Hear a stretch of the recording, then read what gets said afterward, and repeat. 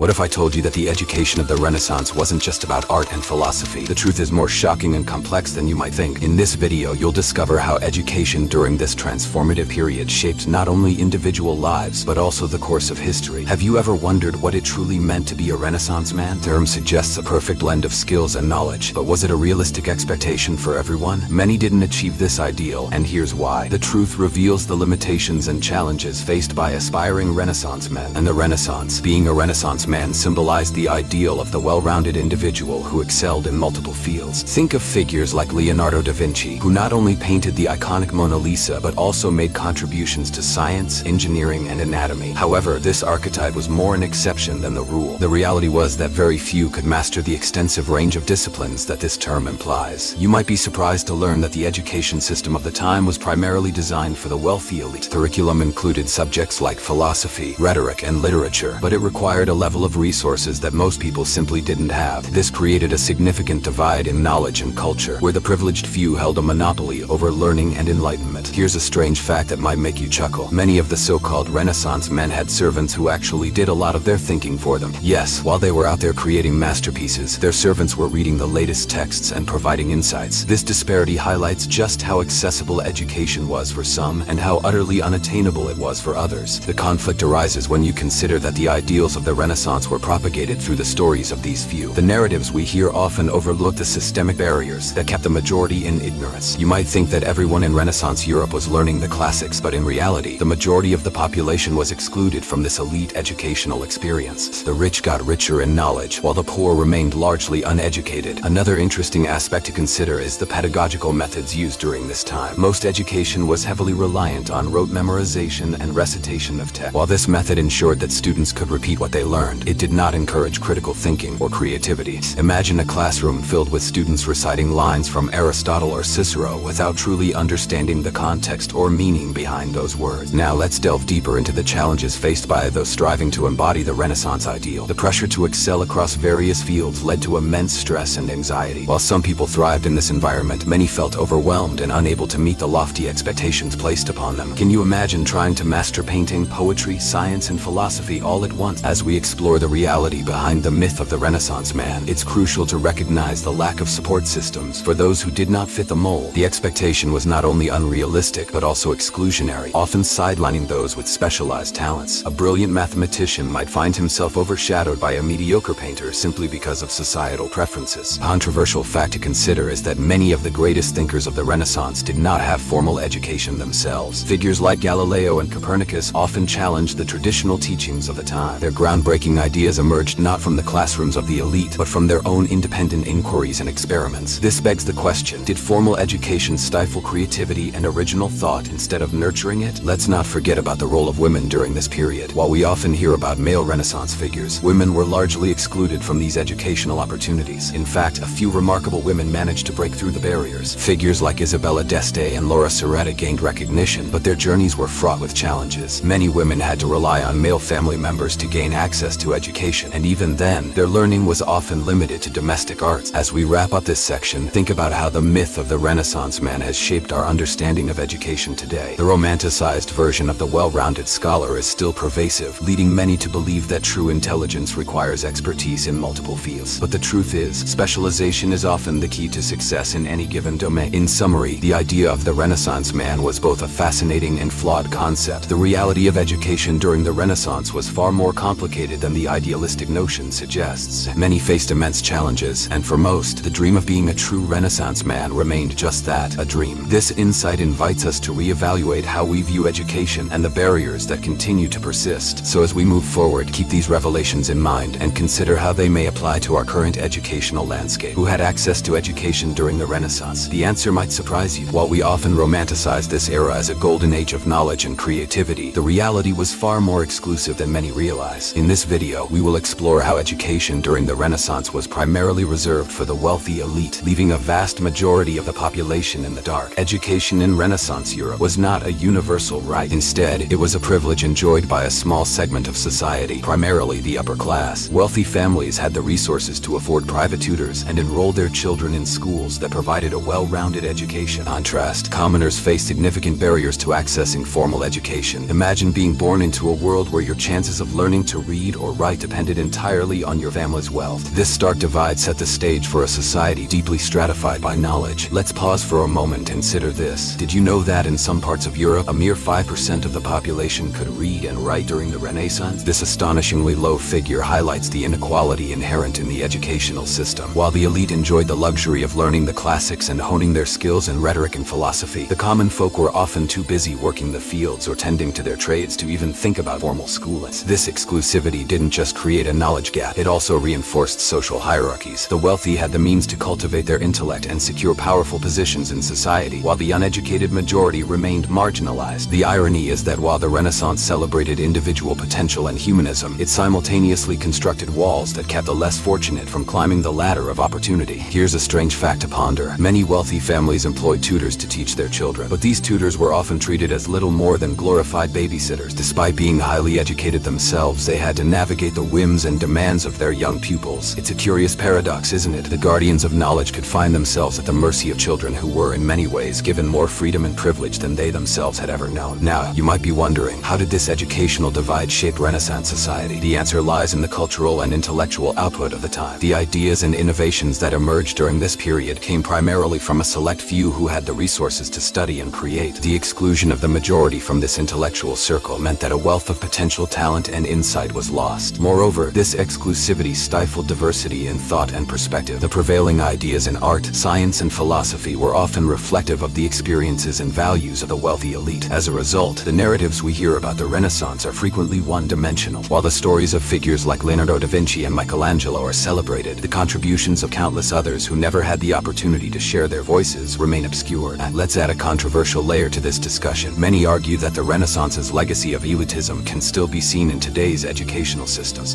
Despite efforts to democratize learning, significant barriers persist, including socioeconomic factors that limit access to quality education. This raises an important question. How can we address these disparities and ensure that everyone has the chance to reach their full potential? As we continue to unravel the impact of elite education during the Renaissance, it's essential to highlight the different paths taken by those outside the privileged classes. Many commoners sought knowledge through apprenticeships or informal means. While they may not have received the same level of instruction as the elite, these alternative forms of education allowed them to acquire valuable skills in trades and crafts. However, these pathways were not recognized in the same way as formal education, perpetuating the notion that true learning only occurred in the halls of wealth. A rare fact that many might not be aware of is that some scholars from lower classes did manage to ascend through the ranks during this time, challenging the status quo. Figures like Niccolò Machiavelli, although from a relatively privileged background, faced significant challenges throughout his life, including political exile. His works, particularly The Prince, reflect not only his deep understanding of politics but also a broader perspective shaped by his experiences as an outsider. So, as we reflect on the nature of education for the elite during the Renaissance, it's crucial to recognize both the limitations and the potential for change. The disparities in access to education forged a society where knowledge was not just power, but a tool for maintaining the status quo. However, the Renaissance was also a time of questioning and re-evaluating old beliefs, a movement that would eventually pave the way for future revolutions in thought and learning. In conclusion, the educational landscape of the Renaissance was marked by stark contrasts. The privileges afforded to the wealthy shaped not only their lives but also the cultural narratives of the time. This exclusivity created barriers that many continue to grapple with today. As we move forward, consider how this history informs our current understanding of education and access. What lessons can we learn from the past to ensure a more equitable future? The answers may surprise you as we continue our exploration of the shocking truth behind Renaissance education. Did the church promote education, or did it hinder it? Most people think of the church as a beacon of knowledge during the Renaissance, but the reality is much more complex. The church played a pivotal role in shaping the educational landscape of the time, and understanding this influence reveals both the advancements and limitations that defined education in the Renaissance. To begin, it's crucial to recognize that the church was the dominant institution in Europe during the Renaissance. It controlled many schools and universities, providing the framework for education. The curriculum was heavily influenced by theological studies, with a strong emphasis on preparing clergy rather than fostering critical thinkers in a broader sense. This led to a situation where education was primarily about reinforcing religious doctrines and less about exploring diverse fields of knowledge. Imagine this: students in the Renaissance were often more focused on memorizing scripture and church teachings than on exploring the natural world or engaging with classical texts. While the church did support the establishment of educational institutions, it also imposed limitations on what could be taught and how knowledge was perceived. This created an environment where questioning established beliefs was often discouraged, stifling intellectual growth. Here's a strange fact that might surprise you. During this time, the church even controlled the calendar of events in education. This means that the schedule of learning revolved around religious festivals and observances, further emphasizing the church's influence on daily life. Students often had to adapt their studies around these holy days, which could disrupt the continuity of learning. It's a curious reflection of how intertwined education and religion were during this period. As we delve deeper, it's essential to consider the conflicting roles the church played. On one hand, it preserved knowledge by maintaining libraries and copying ancient texts. Monastic schools became important centers of learning, where scholars studied not only theology but also philosophy, astronomy, and medicine. This aspect of the church's influence contributed to the preservation of classical knowledge, which would later fuel the humanist movement. However, while the church safeguarded these texts, it also often dictated how they were interpreted. This raises a provocative question. Was the church a protector of knowledge or a gatekeeper? Critics argue that the church's focus on theology limited the exploration of scientific ideas. For instance, figures like Galileo Galilei faced persecution for challenging the church's views on astronomy. This conflict exemplifies how the church's authority could stifle scientific inquiry and critical thought, revealing the tension between faith and reason that characterized this era. A little-known fact is that while the church sought to control education, it inadvertently contributed to the rise of universities. As scholars began to gather to discuss ideas and challenge established doctrines, they sought independence from church oversight. The University of Bologna, for example, was established as a place for students to pursue knowledge beyond the constraints of ecclesiastical authority. This movement towards academic freedom was a significant turning point in the history of education, paving the way for modern universities. However, the church's influence didn't disappear overnight. Even as universities gained traction, the church continued to wield considerable power over educational institutions. Many universities were established under the church's patronage, which meant they still had to adhere to theological guidelines. This dichotomy created a complex relationship where education was both advanced and constrained by religious doctrine. Let's touch on a controversial point: the idea that the church's educational policies may have inadvertently delayed progress in fields like science and philosophy. Many scholars believe that the rigorous adherence to theology over empirical investigation limited the growth of scientific thought during the Renaissance. This has led some to argue that if not for the church's restrictive influence, the advancements of the Renaissance could have occurred even earlier. As we consider the church's legacy on education, it's important to reflect on how this period shaped our modern understanding of the separation of church and state. Tensions and conflicts of the Renaissance laid the groundwork for the eventual push towards educational reform and the independence of academic institutions. The push for knowledge that was not strictly defined by religious doctrine began to emerge, setting the stage for the Enlightenment and the eventual secularization of education. In summary, the church's influence on education during the Renaissance was both significant and complex. While it played a crucial role in preserving knowledge and establishing educational institutions, it also imposed limitations that stifled intellectual growth. The interplay between faith and learning during this time continues to resonate in contemporary discussions about the role of religion in education. As we move forward, keep in mind the delicate balance between knowledge, belief, and the pursuit of truth that defines this fascinating period in history. Understanding the church's impact helps us appreciate the evolution of education and the ongoing quest for knowledge in a diverse and ever-changing world. Why was Latin the language of learning during the Renaissance? Most people think it was just an old, dusty language used by scholars, but the reality is that Latin was essential for access to literature and science during this transformative period. In this section, we'll explore how Latin influenced education, who it benefited, and the barriers it created for those who couldn't master it. Latin was more than a language. It was a symbol of status, education, and intellectualism. During the Renaissance, Latin was the lingua franca of educated Europe, allowing scholars from different regions to communicate. If you wanted to engage with the great works of Aristotle, Cicero, or Virgil, you had to understand Latin. Imagine walking into a library filled with beautiful texts, but they were all written in a language you couldn't read. This was the reality for many who were excluded from the educational opportunities of the time. A strange fact that might make you think: Latin is still used today in the field of science, especially in naming species and medical terminology. When you hear Homo sapiens or Panthera leo, you're actually witnessing the legacy of Latin in modern language. This shows how deeply embedded Latin was in the fabric of education and how its influence has endured through the centuries.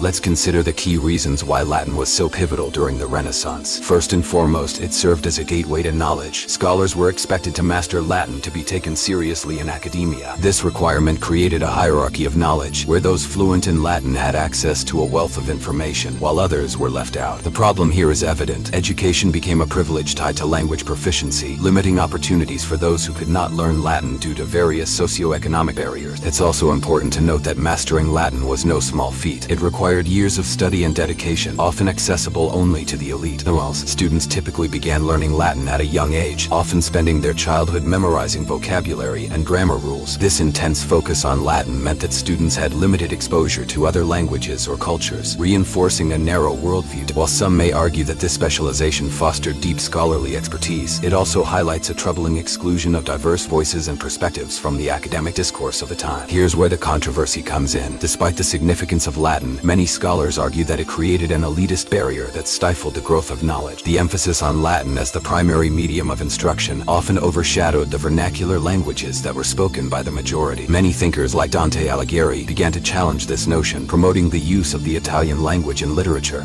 Yet the stronghold of Latin in educational institutions meant that for a long time, those who were not educated in Latin remained marginalized in discussions about knowledge and innovation. A rare fact that might surprise you is that while Latin was a dominant language in education, many scholars also began to dabble in the vernacular, writing in their native languages. This shift laid the groundwork for a broader cultural movement where literature became accessible to the masses. The tension between Latin and vernacular languages led to a rich dialogue about identity, culture, and the very purpose of education. Furthermore, the reliance on Latin extended to legal and governmental structures as well. Legal documents, scientific works, and even religious texts were written in Latin, solidifying its role as the language of authority. This meant that anyone wishing to engage with these critical areas of society needed to understand Latin, further entrenching the social divide between the educated elite and the common people. As we delve deeper into the implications of Latin in Renaissance education, we must recognize that it was not just a tool for learning, it was a means of control. The Church, which wielded considerable power over educational institutions, ensured that Latin remained the primary language of instruction. This perpetuated a cycle where only a select few could ascend the ranks of knowledge and authority, further entrenching the societal hierarchies that defined the Renaissance. In summary, Latin was the language of learning during the Renaissance, serving as both a bridge and a barrier. While it provided access to a wealth of knowledge, it also reinforced elitism in education, limiting opportunities for men. The influence of Latin continues to be felt today, not just in academia, but in our understanding of cultural and linguistic heritage. As we reflect on the role of language in shaping education, let's consider how the lessons from this period apply to our modern world, where access to knowledge is still often mediated by language proficiency. Understanding this dynamic invites us to rethink the inclusivity of our educational systems and the importance of embracing diverse voices in the pursuit of knowledge. What was education like for women during the Renaissance? Most people think of this period as a time of enlightenment and opportunity for all, but the reality is that women faced significant barriers in accessing formal education. In this section, we'll explore the limited educational opportunities for women, the informal means through which many sought knowledge, and the remarkable women who defied the odds. During the Renaissance, education was largely reserved for men, particularly those from wealthy families. Women, on the other hand, were often excluded from formal schooling and were expected to focus on domestic roles. This exclusion was not merely a societal norm. It was a reflection of deep-rooted cultural beliefs about gender. The prevailing attitude was that a woman's primary role was to be a wife and mother, not a scholar or intellectual. Here's a strange fact to consider. In many regions, girls were often taught to read and write only to be able to manage household accounts or read religious texts. This limited education reinforced the idea that women did not need to engage with broader intellectual pursuits. Imagine a time when the ability to read was considered a luxury, and for many women, a skill only necessary for running a household. Despite these challenges, many women found ways to pursue knowledge. Some were educated at home, often under the tutelage of male family members. For instance, daughters of educated fathers might receive an informal education in literature or philosophy. This education was typically not systematic, but rather a patchwork of lessons tailored to what their families deemed appropriate. However, many women lacked even this basic opportunity. The idea that women could engage with classical texts or scientific inquiry was often met with skepticism and resistance. As we delve deeper, it's essential to highlight a few remarkable women who broke through these barriers. Figures like Christine de Pizan emerged as pioneers in education for women. De Pizan was one of the first women in Europe to earn a living as a writer, advocating for women's rights and education in her works. Her most famous book, The Book of the City of Ladies, challenged prevailing stereotypes about women and argued for their intellectual capabilities. This was a bold statement at a time when women's voices were largely silenced. A controversial point arises when considering the roles of women who did gain education. Many were not seen as legitimate scholars, but rather as exceptions that proved the rule. The narrative often celebrated individual women without recognizing the systemic barriers that persisted. While some noble women gained access to education, their experiences were not representative of the vast majority. Most women remained illiterate, and the absence of formal education limited their opportunities in society. A little-known fact is that some convents offered education to women. These religious institutions became places where women could read and write, and some even produced notable works of literature and scholarship. While the primary focus of these convents was spiritual, they allowed women to engage with texts and ideas that would have otherwise been inaccessible. However, However, the education provided was still limited and often centered on religious themes rather than the broader curriculum available to men. The tension between societal expectations and the desire for knowledge created a conflict for many women during this time. On one hand, they were expected to adhere to traditional roles, while on the other hand, a growing number were beginning to seek intellectual freedom. This dichotomy fueled movements that would eventually lead to more widespread access to education for women in subsequent centuries. It's essential to recognize that while some women broke barriers, many others faced significant obstacles. The legacy of limited educational access for women during the Renaissance continues to resonate today, raising questions about the ongoing fight for gender equality in education. The disparities that existed then can still be seen in various forms in contemporary society. In summary, education for women during the Renaissance was fraught with challenges and limitations. While some women found ways to gain knowledge, the vast majority were denied the opportunity for formal education. The stories of those who defied the odds serve as powerful reminders of the resilience of women in the face of adversity. As we continue to explore the multifaceted nature of Renaissance education, let's keep in mind how these historical challenges inform our understanding of gender and education today. The pursuit of knowledge is a universal right, and the lessons of the past urge us to strive for inclusivity and equality in educational opportunities for all. How did the invention of the printing press change education?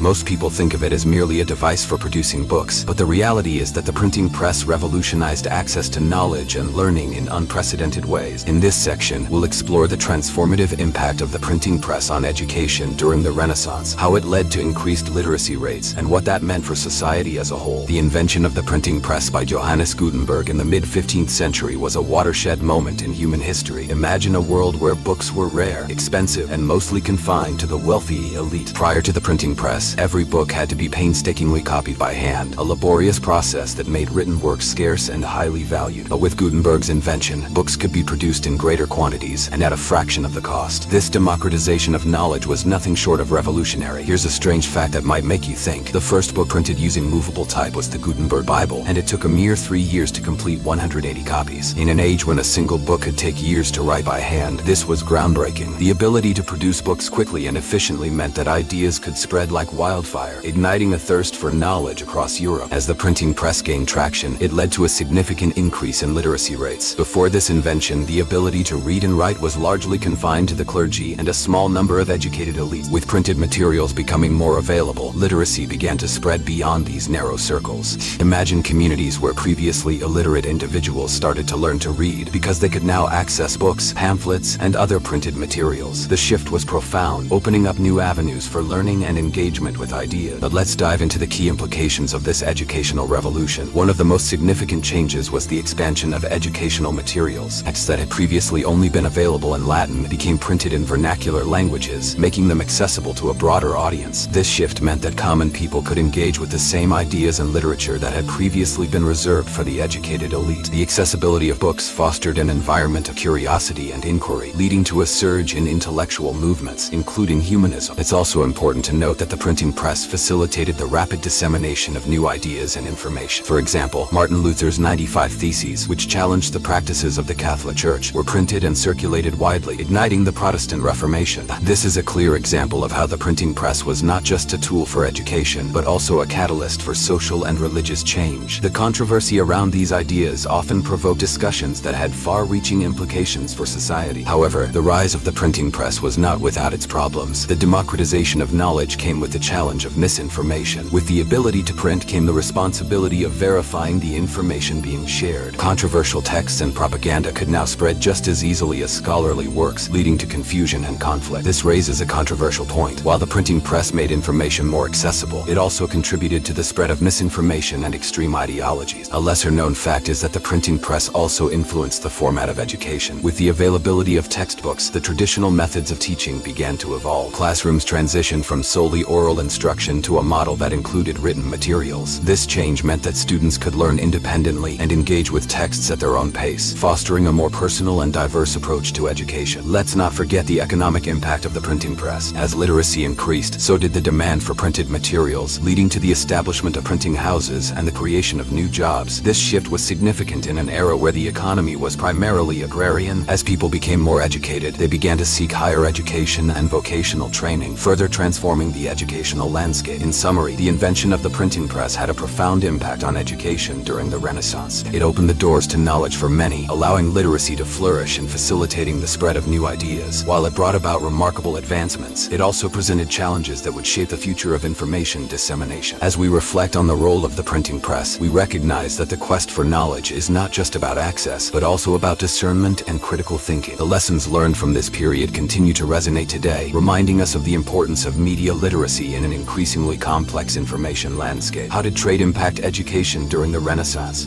Most people think of trade as merely a way to exchange goods, but the reality is that expanding trade routes profoundly influenced the educational landscape of the time. In this section, we'll explore how trade shaped the demand for new skills and knowledge, the establishment of schools by merchants, and the connection between commerce and education. The Renaissance was a period marked by an explosion of trade and exploration, driven by a desire for new markets and resources. As merchants ventured further afield, they encountered new cultures, ideas, and technologies. This not only transformed economies, but also created a pressing need for education tailored to these changing circumstances. Imagine a bustling marketplace where exotic goods from distant lands were on display. Every new import came the need for individuals who could navigate the complexities of trade, finance, and cultural exchange. A strange fact that might catch your attention: during this time, some merchants were wealthier than nobility. This wealth enabled them to invest in education, both for their families and for the future generations of their communities. Merchants began to recognize that education was not just for the elite. It was essential for the elite. It was essential for the success of their businesses. As a result, they established schools that focused on practical subjects, such as mathematics, navigation, and foreign languages. This shift marked a significant departure from the classical education model that had dominated for centuries. Here's where the story gets interesting. While elite schools focused on rhetoric and philosophy, merchant schools prioritized skills that would enable students to thrive in a rapidly evolving economic landscape. For example, as maritime trade expanded, knowledge of navigation became crucial. Schools began to teach students how to read maps, understand the stars, and calculate distances, skills that would prove invaluable to aspiring explorers and traders. The conflict between traditional academic subjects and practical knowledge created a dynamic educational environment. The rise of trade also meant that students were increasingly exposed to diverse languages and cultures. Merchants doing business with foreign countries needed to communicate effectively with their counterparts. This led to the inclusion of languages in educational curriculums, further broadening the scope of learning. Imagine a classroom where students are not only studying their own culture, but also learning about others. This exposure to different perspectives would eventually contribute to a more interconnected world. It's important to recognize that this shift in education was not without its controversies. Some traditionalists believed that a focus on practical skills undermined the value of classical education. They argued that the arts and humanities should remain the cornerstone of learning. However, the realities of trade and the economy increasingly challenged this viewpoint. Controversial point to consider is that while some viewed trade education as inferior, it was in fact essential for the societal progress of the time. A rare fact to highlight is that many of the leading explorers of the Renaissance, such as Christopher Columbus and Vasco da Gama, were either directly influenced by or came from merchant families. This connection between trade and exploration illustrates how education was tailored to meet the needs of the time. As these explorers set sail, they carried with them not just goods, but also knowledge gained from their mercantile education, which would shape the course of history. Summary: the impact of trade on education during the Renaissance was transformative. As merchants established schools and emphasized practical skills, they laid the groundwork for an educational system that recognized the importance of commerce. The demand for educated individuals equipped with knowledge about navigation, languages, and trade practices contributed to a more dynamic and interconnected society. The legacy of this shift continues to resonate today, reminding us of the importance of adapting education to meet the needs of a changing world. As we continue to explore the multifaceted nature of Renaissance education, let's keep in mind the enduring connection between trade, knowledge, and societal progress. Who were the Tutors, and what influence did they have? Many people think that education in the Renaissance was confined to the walls of schools and universities, but the reality is that tutors played a critical role in shaping the minds of elite students. In this section, we will explore the significance of tutors, the personalized approach to education they provided, and how their relationships with students influenced both individual careers and broader societal development. Picture this: a wealthy family in Florence hires a private tutor for their son, a boy destined for greatness. This tutor is not just an instructor, he is a mentor, guiding the boy through the complexities of philosophy, mathematics, and the arts. The tutor's influence often extended far beyond mere academics. Tutors were tasked with instilling values, critical thinking, and a sense of duty to society in their students. This setup was a double-edged sword. While it allowed for tailored learning experiences, it also perpetuated a system that favored the wealthy. An interesting fact to consider: some of the most renowned thinkers and artists of the Renaissance were once students of private tutors. Think of figures like Leonardo da Vinci and Michelangelo. They were not just shaped by formal education, but also by the personal guidance of influential mentors who recognized recognized their potential and nurtured it. This raises an intriguing question. How did these relationships affect the direction of Renaissance thought and creativity? The role of tutors in Renaissance education was vital because they often had the freedom to adapt their teaching methods to suit the individual needs of their students. This personalized approach was crucial in a time when standardized curricula were virtually non-existent. For example, a tutor might spend weeks on a particular text, delving into the philosophical implications of a work by Aristotle or Plato, ensuring the student grasped not just the content, but its broader significance. This depth of understanding would lay the groundwork for the innovative thinking that characterized the Renaissance. However, the focus on personalized education also highlighted a troubling aspect of Renaissance society: exclusivity. Wealthy families could afford tutors. Commoners had limited access to such personalized education. This created a stark divide between the educated elite and the general populace, sparking debates about the role of education in promoting social mobility and equality. Some might argue that this system was inherently flawed, while others believe it was a necessary structure for nurturing the brightest minds of the time. What's your take on this dichotomy? An eye-opening fact to note is that many tutors were themselves part of the broader intellectual community of the Renaissance, engaging with the ideas of their time and often contributing to them. For instance, the famous philosopher and tutor Francesco Petrarch emphasized the importance of classical literature and its relevance to contemporary society. His teachings not only influenced his students, but also helped to lay the groundwork for the humanist movement, which sought to reconnect society with the ideas of ancient Greece and Rome. As we delve deeper into the impact of tutors, it's essential to recognize the mentorship aspect of their role. The relationships formed between tutors and students were often profound, fostering a sense of loyalty and admiration. This dynamic could lead to lifelong bonds, with many students carrying the lessons of their tutors throughout their lives, influencing their future endeavors, whether in politics, the arts, or sciences.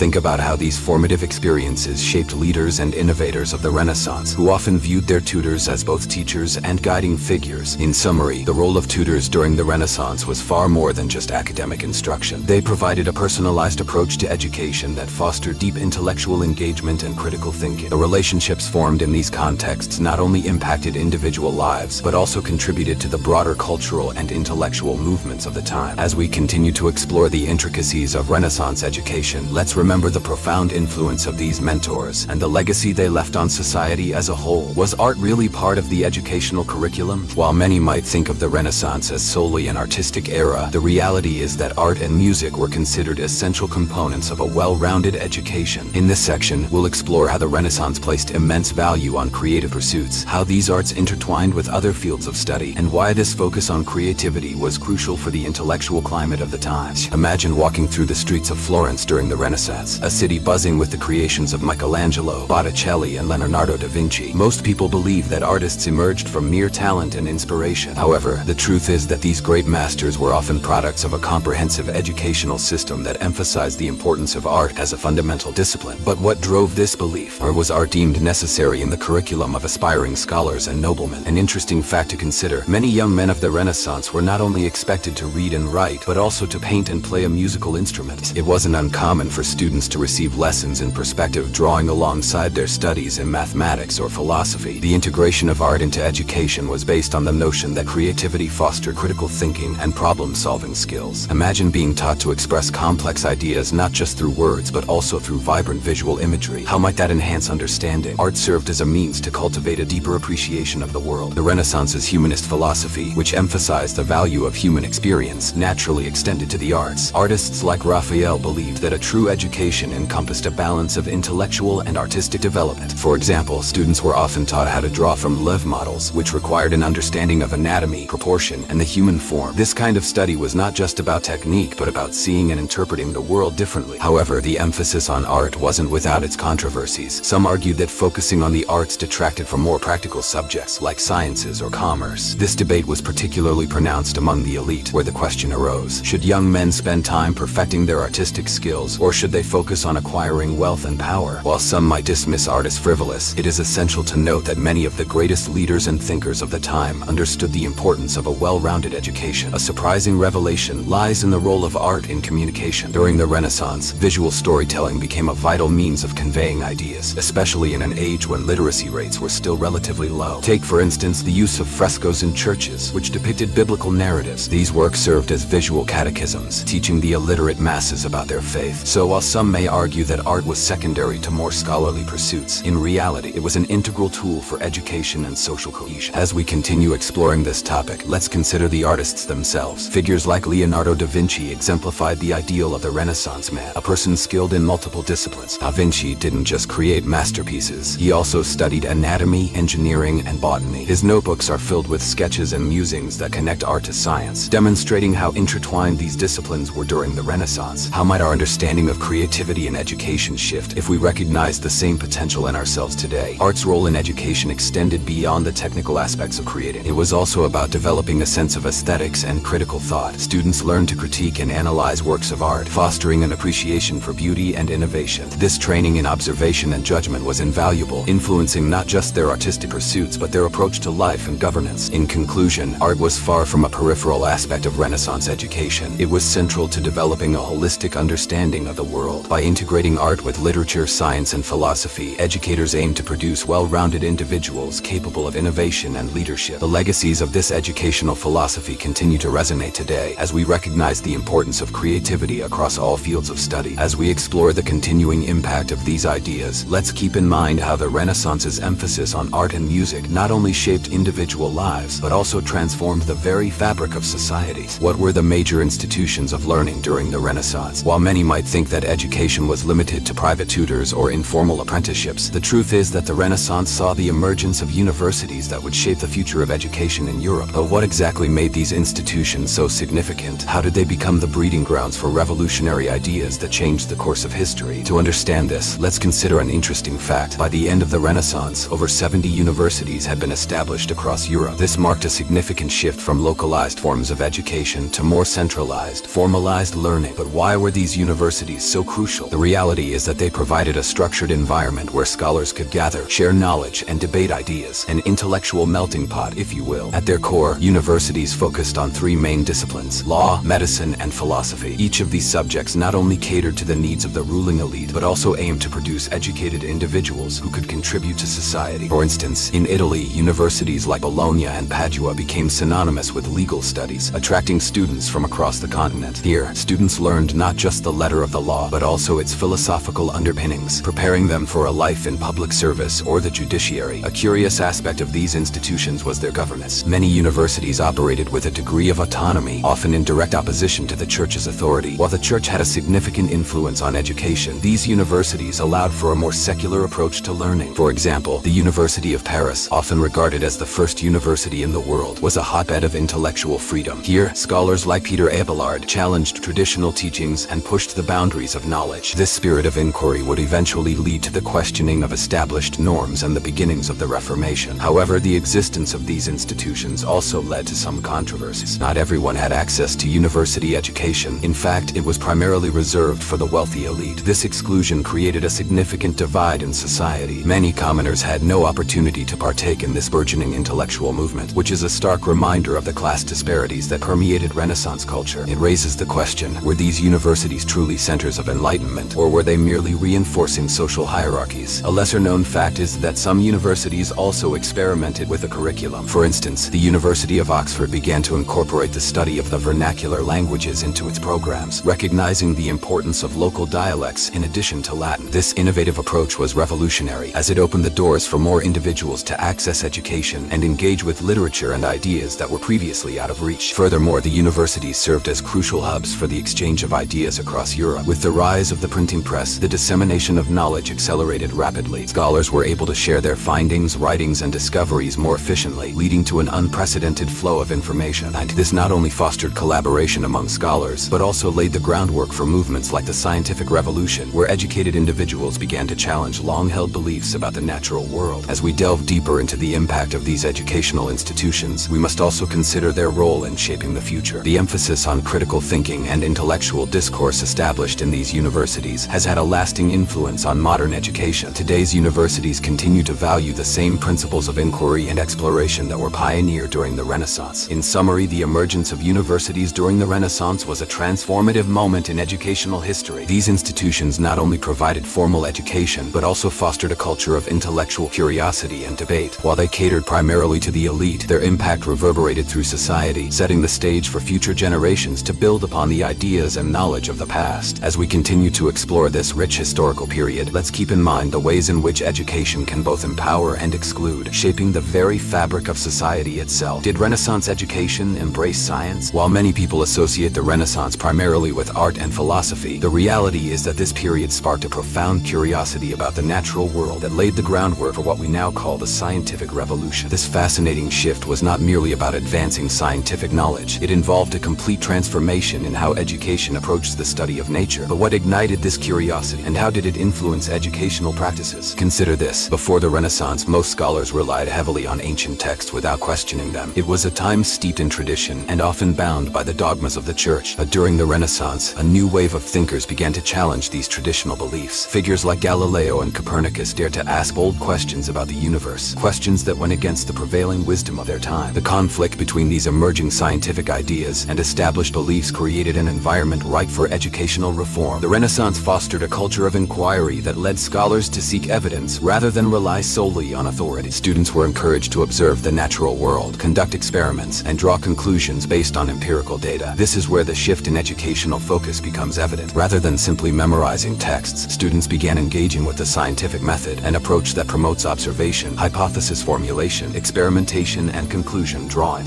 Imagine students learning not just from books, but also from direct interaction with the world around them, sparking a hands-on revolution in education. An interesting, albeit somewhat controversial, aspect of this educational shift is that it often challenged the church's authority. Many believed that the study of science and nature contradicted religious teachings. For example, Galileo's advocacy for heliocentrism, that the earth revolves around the sun, was met with fierce opposition from church authorities, who deemed it heretical. This conflict raises an important point. While science began to flourish, it also faced significant pushback from those who feared that it might undermine their religious beliefs. However, not all scholars were deterred. They began to establish scientific societies and academies where ideas could be freely exchanged without the fear of censorship. Institutions like the Accademia del Cimento in Florence were at the forefront of this movement, serving as hubs for scientific inquiry and experimentation. In these societies, scholars could collaborate on research, discuss findings, and validate each other's work, a precursor to modern scientific peer review. A lesser-known fact about this educational evolution is that women, although largely excluded from formal educational settings, also began to contribute to scientific discourse. Figures like Isabella d'Este and later Margaret Cavendish participated in intellectual salons that encouraged scientific discussion among both men and women. Their involvement indicates that the Renaissance was slowly opening its doors to diverse voices, albeit in a limited capacity. This highlights the tension between the emerging scientific community and traditional gender roles, a struggle that would continue for centuries. As Renaissance education embraced science, it also began to emphasize the importance of mathematics. Mathematics was seen as the language of science, providing a way to quantify observations and make sense of the natural world. This newfound appreciation for math led to a stronger curriculum that integrated scientific principles, allowing students to engage with subjects like physics and astronomy in a more structured way. For instance, the works of Euclid and Archimedes were revived and studied, forming the basis of what we now consider fundamental scientific knowledge. This educational transformation did not happen overnight.